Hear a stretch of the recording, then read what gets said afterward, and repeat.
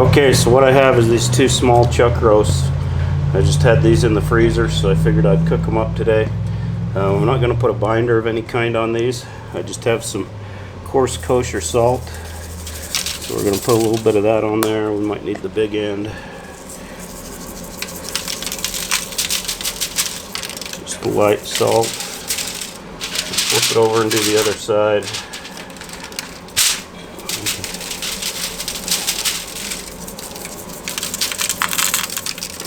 Okay, and then we're going to put some of this coarse black pepper on there. I like pepper on my beef. I think salt and pepper, maybe a little bit of garlic is about the only way to go on beef. I've tried other things and it just doesn't make the beef flavor stick out to me like this does, you know. It's not the same. So, I don't know, personal preference I guess, but that's what I like. You can season it with whatever you like.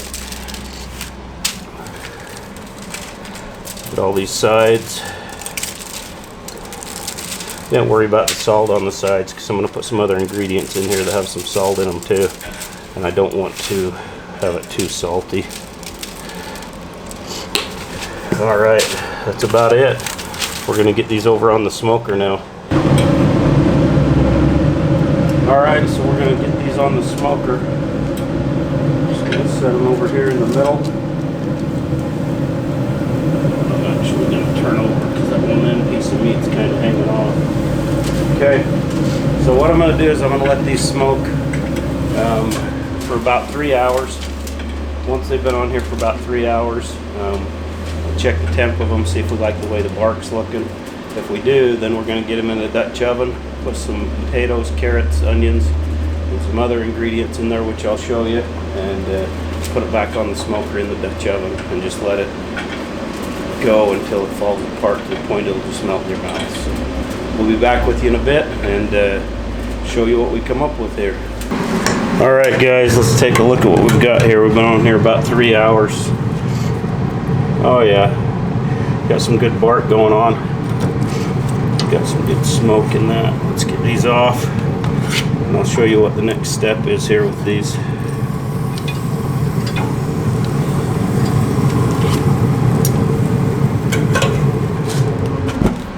Alright guys, the next step is we got to put these, well actually we're not. We're going to hold off on this. We're going to set these aside for just 1 minute and I'm going to cut these onions up. These onions came out of my garden, so that's a pretty good deal. I'm going to put these in the bottom of this Dutch oven here.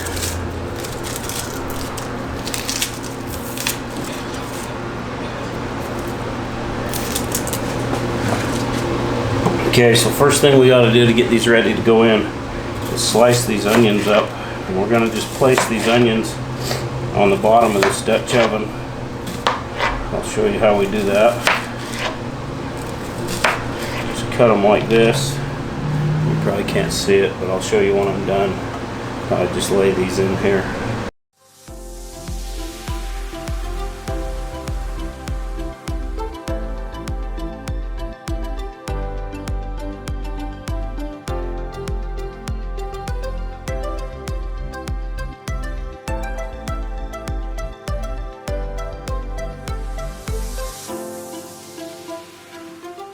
Okay, I'm going to bring you in and show you how I stack these in here. Okay, you can see how we've got our onions in here. So now what I'm going to do, I'm going to take our chuck roast, I'm going to place these right on top of those onions. A little bit of a squish to get them both in there. We'll make it work. And you can do this in any pan. You don't have to use a Dutch oven. I like the Dutch oven. But you can use an aluminum foil pan or another pan with a lid to make this happen. Next thing I'm going to do, I've got this onion soup mix and I'm just going to put that on the top of it.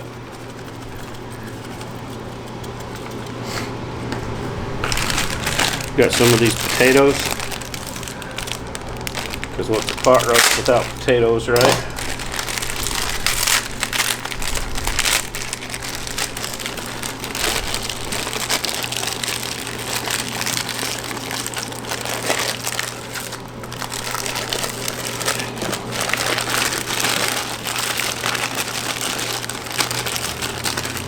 Put our potatoes in there.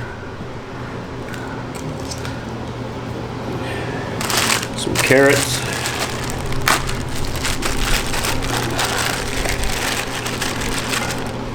Like so. And the last thing I'm gonna do, and I forgot to bring it out with me, is put some butter on there. So I'm gonna go get the butter and come put that on here. Alright, went and got my butter. Now this is unsalted butter because I already salted the meat. I don't want this to get too salty. So I put the unsalted butter in it.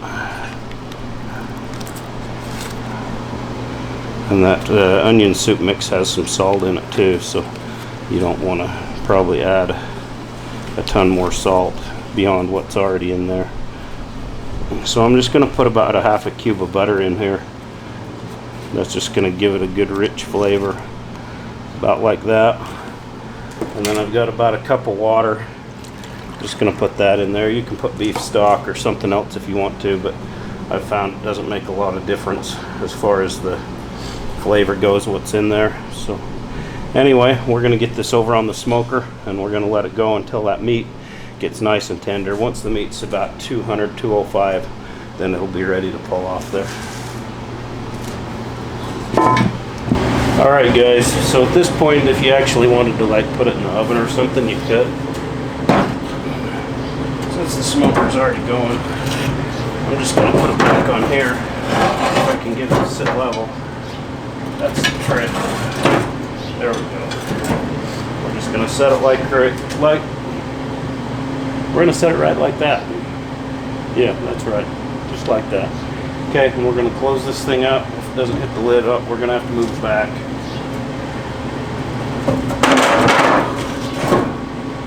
There we go. Okay, and we're just going to let this roll until that meat gets to about 205, and then we'll be back and show you the end product. Alright, we're going to get the lid off this thing and take a look. Oh man, fogging up my lens there. That looks good. Better get a temp reading on that meat.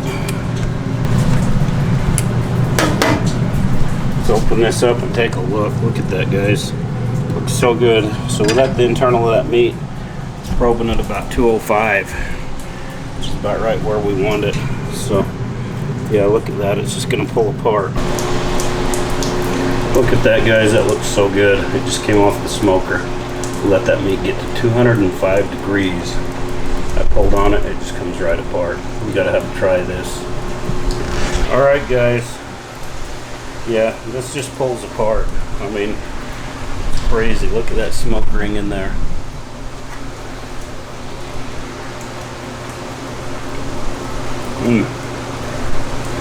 It's the best pot roast I've ever had. Dang. That's good.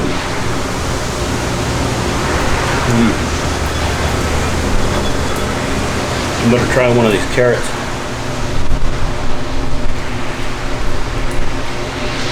Potatoes probably a little hot just to pop in my mouth. Dang, look at this. Look how that just pulls apart.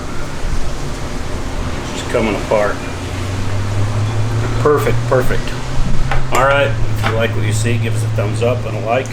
We're going to get this inside neat, and it looks really good. It tastes really good. I'm impressed.